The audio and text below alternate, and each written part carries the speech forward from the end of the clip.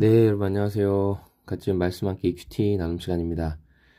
오늘 말씀은 요한복음 9장 24절에서 41절까지 말씀입니다.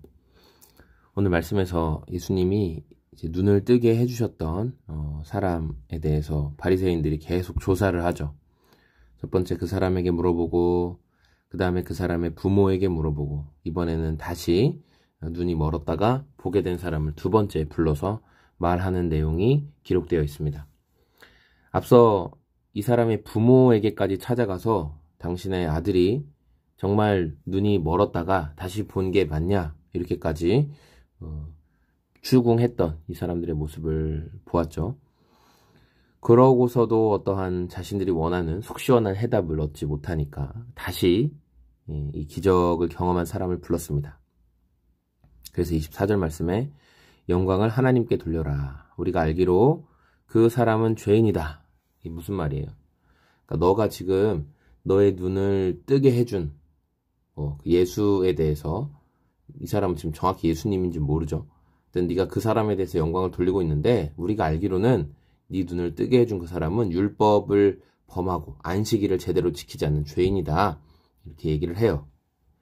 그러니까 이 기적을 경험한 사람이 하는 말이, 나는 그분이 죄인인지 아닌지 모릅니다. 다만 내가 한 가지 아는 것은 내가 눈이 멀었다가 지금은 보게 되는 것입니다. 그러니까 이 사람이 또 물어보죠. 도대체 그 사람이 어떻게 네 눈을 뜨게 했냐? 그러니까 이 기적을 경험한 사람이, 아니 내가 여러 번 이미 당신들에게 말을 했는데 또 들으려고 합니까? 여러분 믿지도 않지 않습니까? 내가 말해주면 그분의 제자가 될 겁니까? 이렇게 이야기하자 욕설을 퍼부으면서, 너는 그 사람의 제자일지 모르지만 우리는 모세의 제자다. 우리는 하나님께서 모세에게 말씀하셨다는 것은 알고 있다. 이게 무슨 말이에요? 우리는 율법을 신뢰한다. 우리는 모세가 전해준 율법은 믿는다. 왜냐하면 율법은 하나님께서 분명 모세에게 주신 것이기 때문이다. 그러나 네 눈을 뜨게 해준 그 사람은 어떤 사람인지도 모르고, 그 사람은 믿을 만한 사람이 아니다. 오히려 율법에 의하면 그 사람은 안식일을 범한 죄인이다. 이렇게 막 얘기를 하는 거예요. 그러니까 이 기적을 경험한 사람이 참 이해가 안 된다. 이 사람은 정말 이해가 안 된다. 당신들도 한번 생각해봐라. 하나님께서 율법을 범하고 죄를 짓는 사람의 말을 들어주시는 적이 있냐? 예. 그런데 창세로부터 나처럼 이렇게 눈이 안 보이는 사람을 뜨게 해 주었다면 그 사람이 하나님께로부터 온 분이 아니냐? 그 사람이 하나님의 능력을 힘입지 않고는 어떻게 내 눈을 떠주게 했겠느냐? 이런 식으로 얘기를 하니까 34절에 그들이 말하였다. 내가 완전히 죄 가운데서 태어났는데도 우리를 가르치려고 하느냐?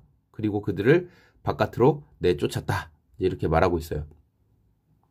그러니까 예수님이 하신 일은 분명한 증거가 있고, 그래서 나는 그분이 하나님께로부터 온 사람인 줄 안다 라고 고백을 했더니 이 종교 지도자들이 뭐 어쩔 수 없는 거죠. 그러니까 이 사람을 출교시켜 버렸습니다. 너는 더 이상 유대 공동체에 함께할 수 없다. 이렇게 완전히 출교를 시켜버렸어요.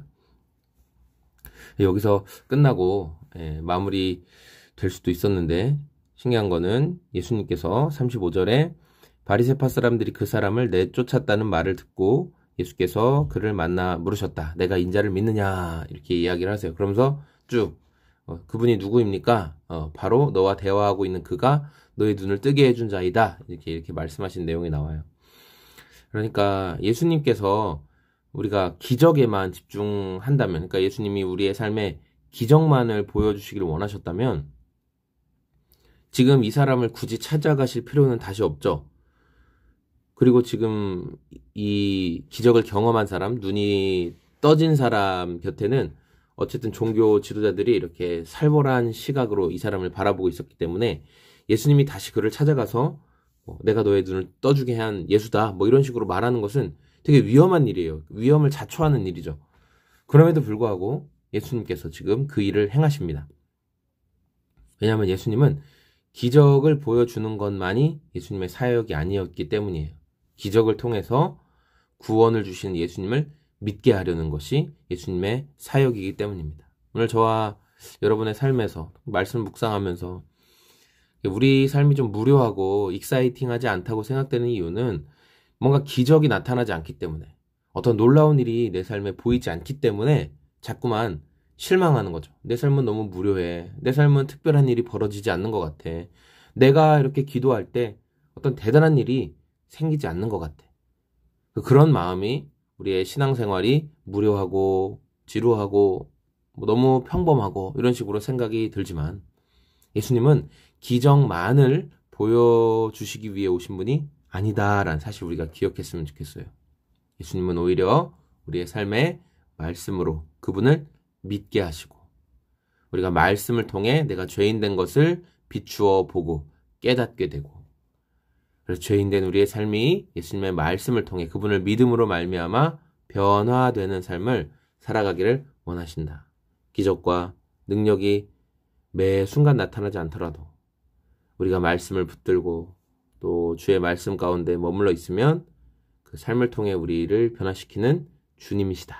우리가 그 사실을 기억하면서 특별히 이제 명절의 끝날을 보내면서 오늘도 우리 삶에 일하시는 주님, 말씀으로 일하시는 주님, 기적을 경험한 후에 그것에서 끝내지 않고 분명히 다시금 그 기적이 보여주시는 바, 그 기적이 가리키는 그 표징의 끝이 어디인지를 말씀해 주시는 예수님. 우리가 기적만을, 현상만을 보는 것이 아니라 그 배후에 계시는 예수님을 바라볼 수 있는 저와 여러분의 믿음이 되었으면 좋겠습니다. 감사합니다. 오늘도 그렇게 주님과 동행하시고 명절 연휴의 끝 마무리 잘 하시길 소망합니다. 고맙습니다. 안녕히 계세요.